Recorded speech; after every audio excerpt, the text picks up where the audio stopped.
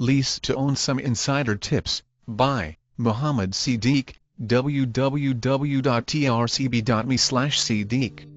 If you're a cash-challenged home buyer, a lease-to-own agreement may be a way to buy a home and accumulate a down payment. A lease option also gives you a chance to check out the neighborhood and occupy the home before you decide whether you want to buy it. What is a lease-to-own or lease option agreement? A lease option agreement is both a lease that allows you to occupy the home and an option that allows you to purchase the home in the future at an agreed-upon price. A typical lease option agreement requires you to pay a somewhat higher monthly rent for the home and obligates the owner to credit a portion of that rent toward your down payment. For example, if the owner's expected market rent were $1,500 per month, he or she might increase that to $1,800 per month and apply $300 per month to your down payment.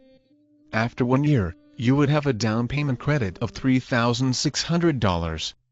Your article could be in this broadcast. Visit trcb.com to find out how. A formal contract is a must. A lease option agreement should be formalized in a written contract that specifies the monthly rent, the amount of rent that will be credited to the down payment, the sales price and the expiration date of the option. Any contingencies, for example, your right to obtain a home inspection or other important terms of the agreement, should be stated in the contract as well. A lease option allows the owner to sell the home to you without paying a commission to a real estate broker. But keep in mind that the transaction is thus bereft of a broker's advice, expertise and assistance. Payment of other closing costs such as title insurance and transferred fees is subject to negotiation and should be addressed in either the lease option contract or a later addendum to that contract. Lease option isn't an obligation to buy. A lease option doesn't obligate you to purchase the home. Rather, it is simply an opportunity to do so with the advantages of a known purchase price and a rent credit toward the down payment. If you elect not to exercise the option to purchase the home, your credited rent usually is forfeited to the owner. This money is a form of compensation to the owner for the option, which compromises his or her freedom to sell the property to someone else during that time.